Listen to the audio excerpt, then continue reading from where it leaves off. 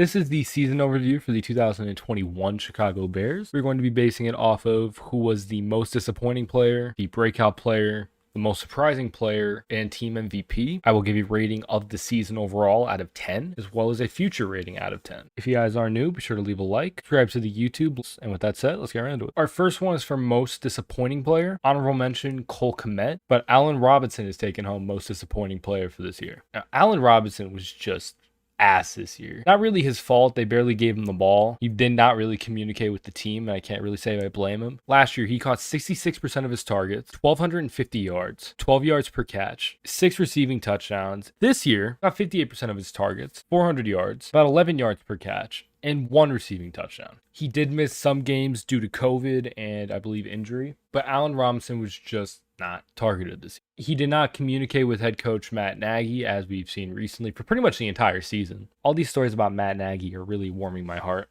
I honestly think he is leaving the Bears, and honestly, I'm happy for him. I hope he goes to a team that is a legitimate contender. I don't have a team right off the dome, which is nothing but the best for him in the future. Going into breakout player, in my opinion, it's kind of obvious. Darnell Mooney. Last year, Mooney caught 62% of his targets, a little over 600 yards, 10 yards per catch, and he had 4 receiving touchdowns. This year, he caught 58% of his targets, which is lower percentage-wise, but he did catch more of them, and they trusted him a lot more. Over 1,000 yards catching, 13 yards per catch, and 4 receiving touchdowns. He is undeniably the Bears' wide receiver 1. I've said this in previous videos. I do believe in about 2 or 3 years that Darnell Mooney will be a top 10 in the NFL, assuming he could stay healthy. I still believe that, as long as the Bears are willing to commit to Justin Fields and build up that chemistry.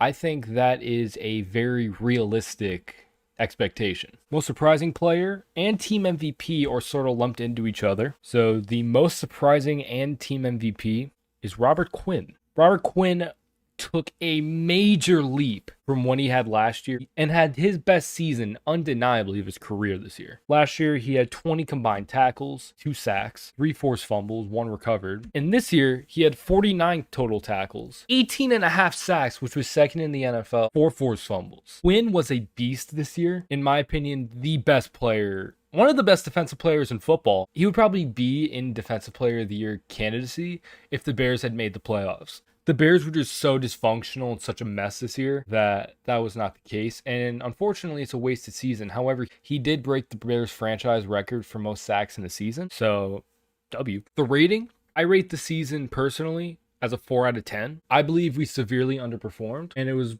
mostly due to coaching and our lack of O-line. We were not able to commit to one quarterback throughout the entire year as well. We ran through 3 quarterbacks, and I know some of it was not Nagy's fault necessarily due to COVID protocols and injuries, but it's Ryan Pace's fault for not being able to surround his quarterback with actual protection. I thought our defense played okay. Stat-wise, we played mediocre, but I think impact-wise, we did okay. We were 4th in the NFL in sacks. For our future, I think it's honestly a 7 out of 10. Bias would make me want to do like a 9, but we have a lot of work to be made, and I don't know if we're going to be able to do it a lot. If we're able to get a lot of work done, I think we could be contenders next year for the playoffs. We need some upgrades to our run defense, our O-line, and our corners. We are one of the best coaching destinations in the entire NFL thanks to Justin Fields. I think ideally a coach like Brian Flores or Jim Harbaugh would be ideal. But realistically, I think we could get a guy like Eric Bieniemy. I don't know if I pronounce his name right, the offensive coordinator from the Chiefs. We are also 12th in cap space, so we have a lot of opportunity to be able to get some of the positions that we're lacking that we're not going to be able to get in the draft. Overall, I think we have a promising future, but it's all a matter if we're able to execute it, because now we have to find a new GM also.